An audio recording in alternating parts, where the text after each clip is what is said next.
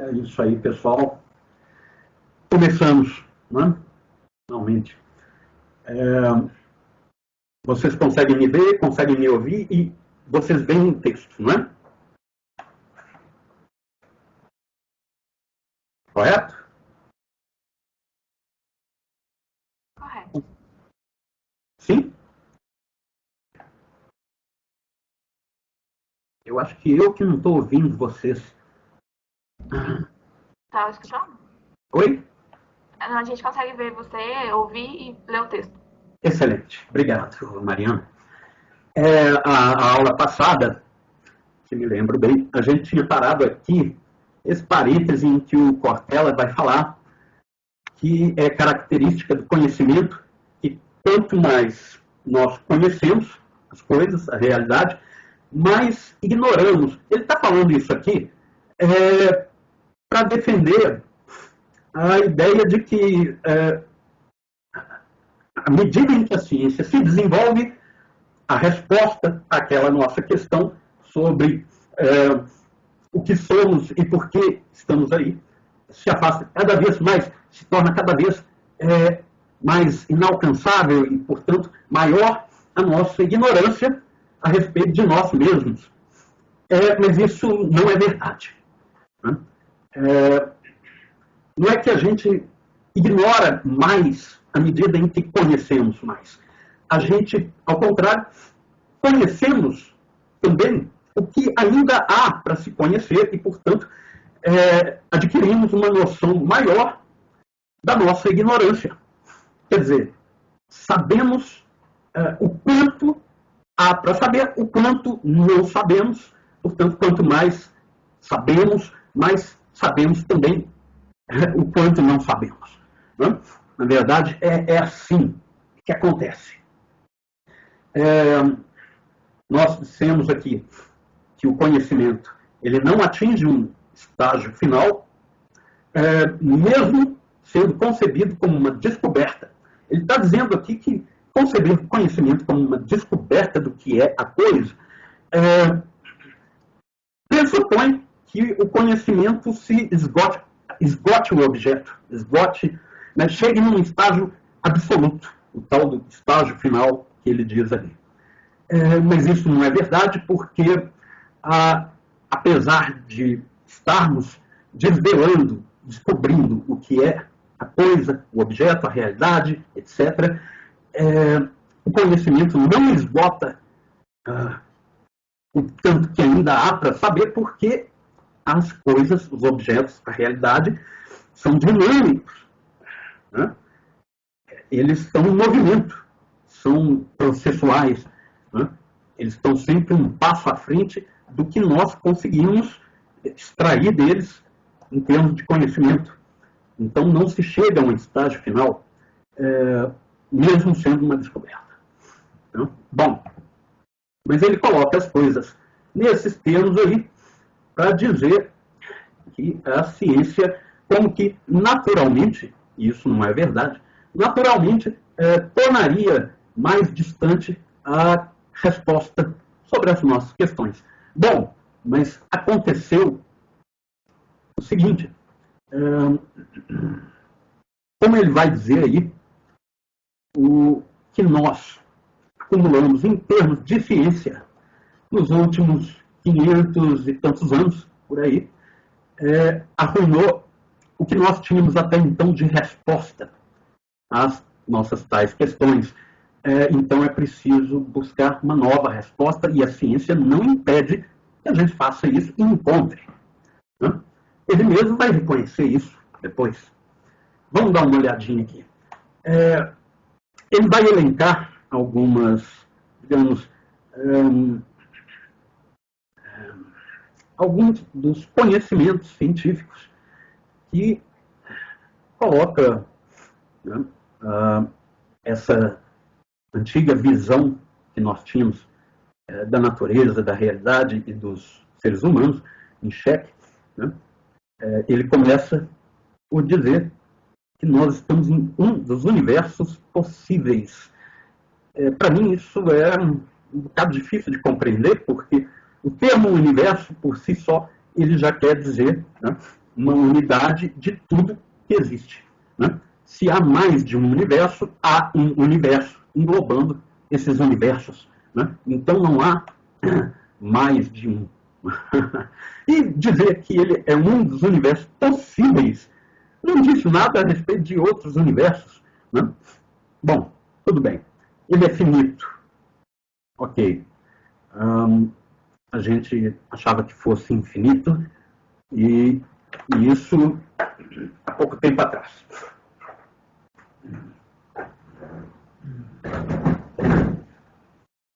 Criança. Ai, ai. A filhote estava presa lá fora. Então, ele fala aí que o universo tem por volta de 15 bilhões de anos. Ele teria surgido a partir do Big Bang. O fato é o seguinte: se o universo teve início e vai ter um fim, a nossa questão passa a ser o início da matéria, né? O surgimento da matéria. E se a matéria findaria em algum momento? Parece que não. Ele diz aí, né, o universo se extinguirá daqui a tantos bilhões de anos em função do esvaecimento da matéria e energia nele existentes. Isso aí é o seguinte, o distanciamento dos astros, né, como é que fala? Bom, se observa, né, que as galáxias, as estrelas, tudo, os clusters estão se afastando uns dos outros. Né? Não só isso ocorre esse distanciamento, né? Mas ele também é acelerado. Tudo indica que vai chegar um momento em que os átomos mesmos vão ter suas partículas, né, afastadas, né, separadas, né, de tal modo que o que vai restar do universo é poeira, partícula. Né. Isso significa o fim da natureza, ainda que a matéria, né, esteja aí, nessa poeira. Mas essa poeira vai estar assim, em um espaço tamanho e não vai dar origem mais a coisa alguma. Enfim.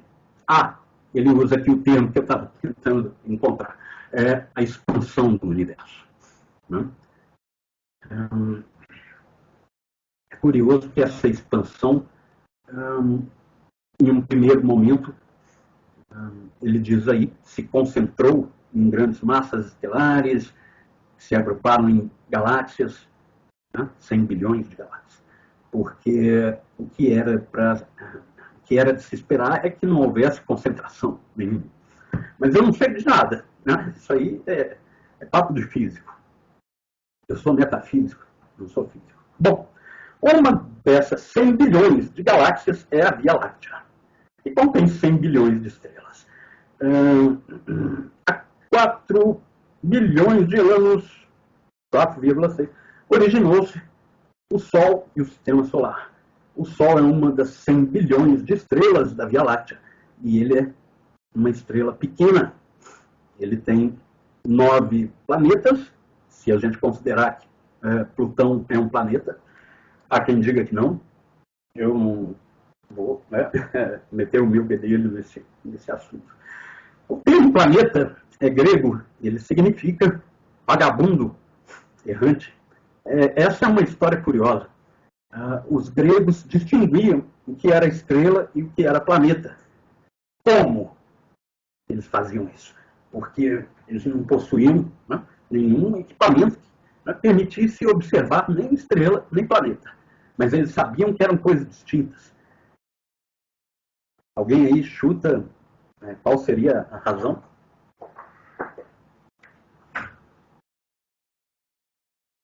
Bom, Clarella, a respeito do sistema ptolomaico e copernicano, tem tudo a ver com isso aí. O fato é o seguinte: os gregos observavam que os planetas, eles, com o passar dos dias e noites, né, já não se localizavam, né, nos mesmos lugares de antes. Ao contrário das estrelas, que estão fixas em constelações, né, os planetas passeiam pelas constelações. Eles estão errando, né, pelo espaço. E descobrir onde esses planetas estariam da razão, né, do sistema ptolomaico e copernicano, e isso era importante porque eles não possuíam bússola na hora de, né, enfrentar o mar, e servia para eles, né, como norte era o céu. Bom, dizem por aí que a Terra é plana, por isso que ela é um planeta. Se ela fosse redonda, seria uma redondeta, mas isso é papo de YouTube. Então, a Terra é um planeta quinto em tamanho, dentre esses 9. A vida nela, e até há pouco supunha-se que só nela. Eu acho que ainda se supõe. Né? A bem da verdade, é possível haver vida, né, em vários cantos. Agora, é provável? Sinceramente, acho que não. A razão disso, bom, não é nosso assunto, podemos falar disso depois. À época desse texto, né, havia uma estimação da quantidade de espécies vivas no planeta, algo em torno de 3 a 30 milhões de espécies, né, sendo 1,4 milhão classificadas. 750 mil insetos, 40 mil vertebrados, 250 mil plantas, o resto invertebrados, fungos, algas, micro-organismos. Imaginem, né, trabalho de classificação de estudo aí. Uma dessas espécies é a humana, em sua forma mais recente, 35 mil anos, né, de história, que é a história do Homo sapiens sapiens. Essa espécie tem, no momento em que ele escrevia, 5,5 bilhões de indivíduos. Hoje são 8, não é isso? Um desses indivíduos sou eu. Bom, então, assim se pode responder a questão: quem sou eu? Portela é um pintão, não é mesmo? Olha aí. Sou um indivíduo entre outros 8 bilhões, pertencente a uma espécie entre outras 30 milhões, num planetinha em torno de uma estrelinha entre outras 100 bilhões, em uma galáxia em meio a outras 100 bilhões, em um dos universos, agora não possíveis, mas existentes. Esse papo aí é esquisito, mas ele está querendo colocar o que o Pascal já dizia. Ele está mostrando como que a ciência revela a nossa finitude, a nossa pequenez,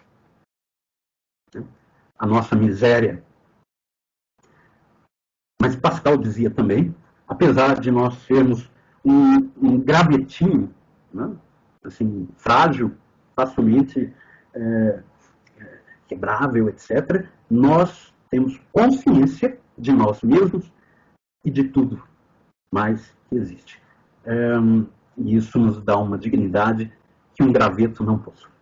Bom, e aí ele vai dizer que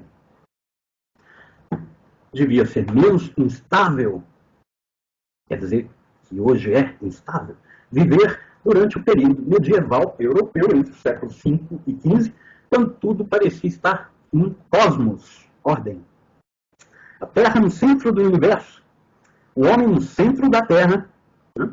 A alma no centro do homem e Deus no centro da alma. O nome disso aí é antropocentrismo. Apesar de Deus estar no centro da alma, seria algo assim como um teocentrismo, mas, né, mesmo que o homem já não esteja no centro, né, da Terra, e a Terra não esteja no centro do universo, como viemos a descobrir depois, né, Deus continuaria no centro e nas margens também de tudo. Né? Exceto se isso, de algum modo, for um panteísmo. Então, não. Deus não se confunde com a criação, então ele não está no centro. Ele está ao lado da criação. O que também é um problema, porque Deus é absoluto, ou deve ser, para ser Deus. Né? absoluto, infinito, eterno, é aquilo que não tem fronteira.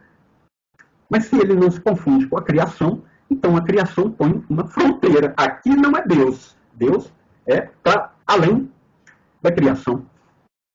Ora, mas seria necessário que Deus estivesse também na criação. Mas, bom, a doutrina cristã, por exemplo, diz que não. Como resolver isso?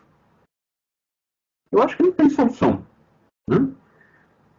Ou você cai no panteísmo, ou você cai no ateísmo. O problema é que o panteísmo também cai no ateísmo. Mas esse não é o nosso assunto. Né? Bom, então, os 500 anos mais recentes nos centraram, né? Ruíram com o antropocentrismo. Copérnico e Galileu derrubaram a certeza de sermos o centro do universo. Copérnico, na verdade, não estava pensando em fazer isso. Ele só disse assim, vamos supor que o Sol estivesse no centro, né, desse sistema de planetas, e fazendo isso ele obteve um cálculo muito mais simples do que o ptolomaico, que colocava a Terra no centro. Né? Bom, já Galileu, né, descobriu outras coisas, né, que aquilo que estava para além da Lua, como Aristóteles afirmava, não era exatamente perfeito, né, como era até então a crença. Enfim, daí ele cita o Darwin, que teria abalado a convicção de estarmos um pouco abaixo dos anjos e nos remeteu para a companhia, ainda que superior, de outros primatas. Darwin jamais disse que nós viemos do macaco. Isso é o que normalmente acusam, né, quanto a Darwin. Mas, bom, ele disse que nós viemos de um primata que deu origem, por um lado, aos símios, ao outro, aos hominídeos. Eu não sei se isso ajuda o Darwin. Né? Esse primata era ainda inferior ao macaco. Bom,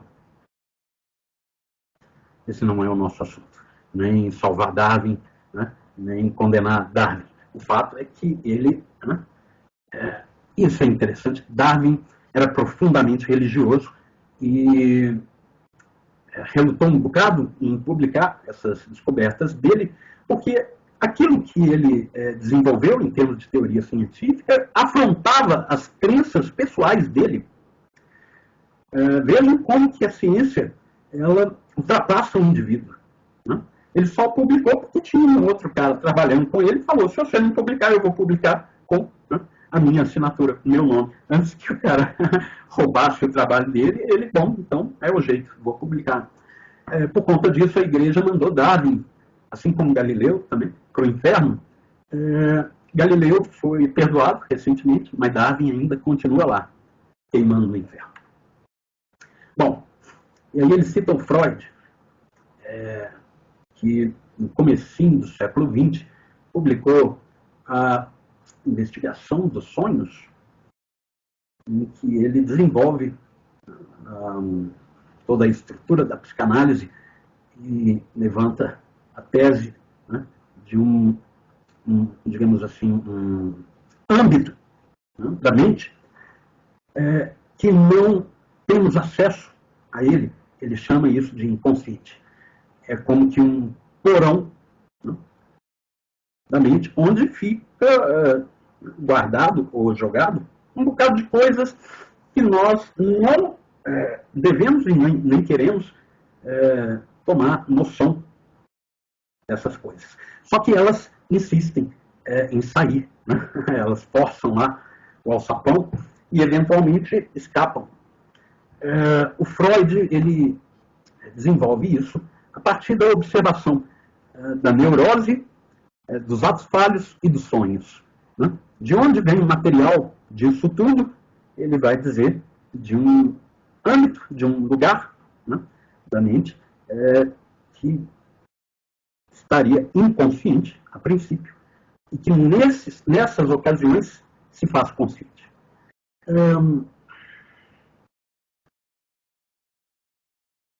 Isso aí derruba a tese do Descartes, que é o cara que inaugura a filosofia burguesa, moderna, revolucionária. que dizia que a alma era mais fácil de se conhecer que o corpo. Por quê? Porque a alma é quem conhece as coisas. E ela, conhecendo a si mesma, não teria nenhuma mediação, seria imediato. Né? Então a alma seria transparente para si mesma. A autoconsciência, a consciência da consciência, uma consciência de si, né? Seria, portanto, transparente. Né? E o Freud vem dizer que não. Na verdade, há certas coisas que não conhecemos, não queremos conhecer, e, no entanto, eventualmente é preciso conhecer para resolver alguns probleminhas, tais como a neurose. Né? É isso, a neurose, a histeria, que leva o Freud a desenvolver essa ideia. Bom,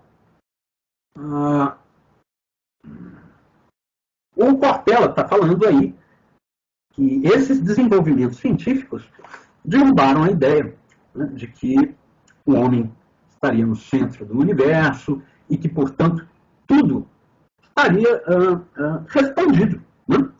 Aquela história, nós estamos aqui porque Deus nos fez, Deus tem um plano para a nossa vida, né? Nós somos aquele top da criação, apesar do pecado, né? Original, aquela coisa toda, mas toda a criação está aí para nos servir, e isso tudo resolvia, né, o nosso problema.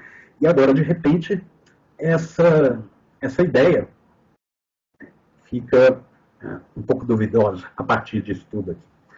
Mas o Cortella se esquece que não foi só a ciência que nos descentrou, né, que derrubou essa visão antropocêntrica.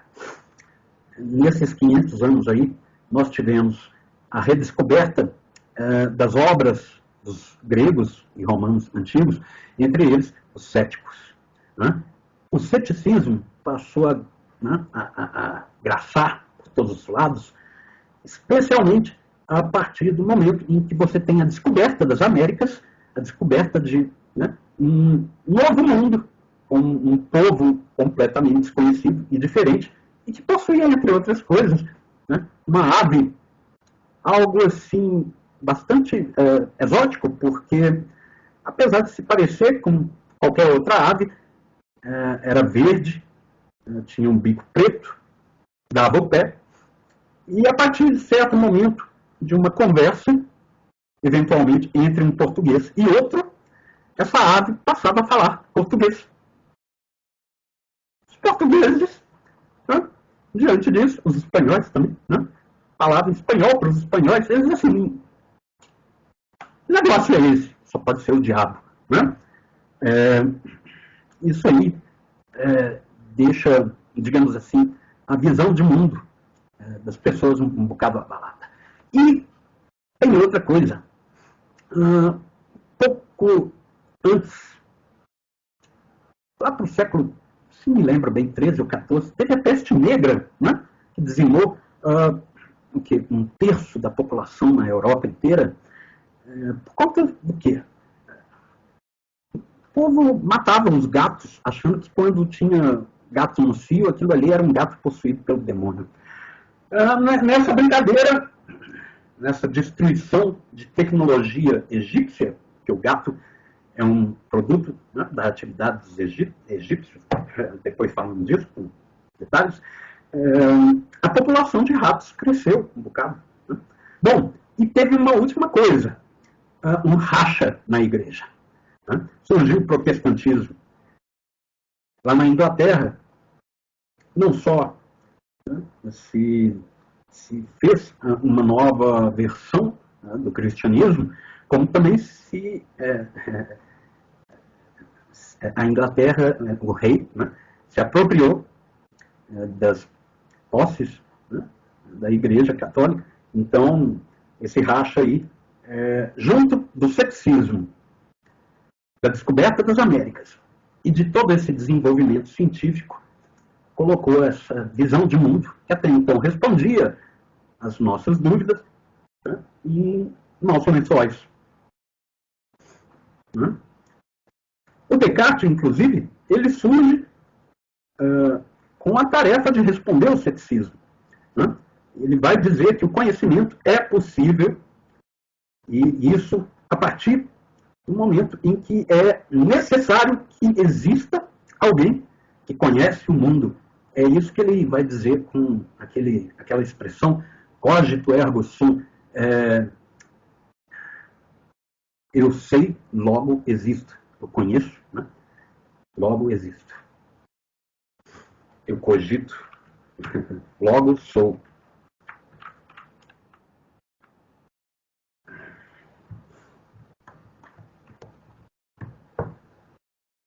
Bom, o Cortella vai falar aqui nesse parágrafo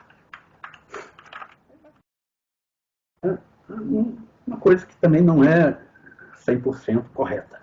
Ele vai dizer aí que ao lado dessa autoimagem prepotente, a de que o homem estaria no centro do universo, sempre tivemos outra fazendo concorrência a ela, para que tudo isso se inevitavelmente vamos morrer. Pessoal, eu estou observando aqui que nosso horário acabou, né? Alguém aí precisa sair?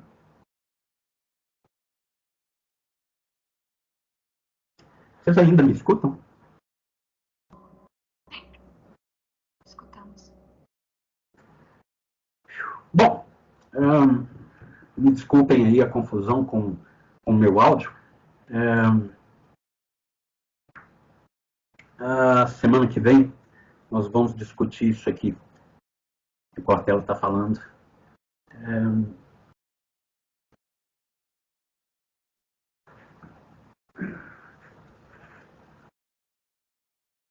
Pode ser assim, pessoal?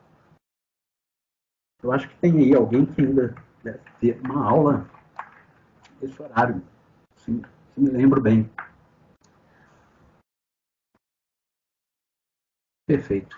Então tá, vamos ficar por aqui. Agradeço, tá, a presença de vocês, a paciência, né?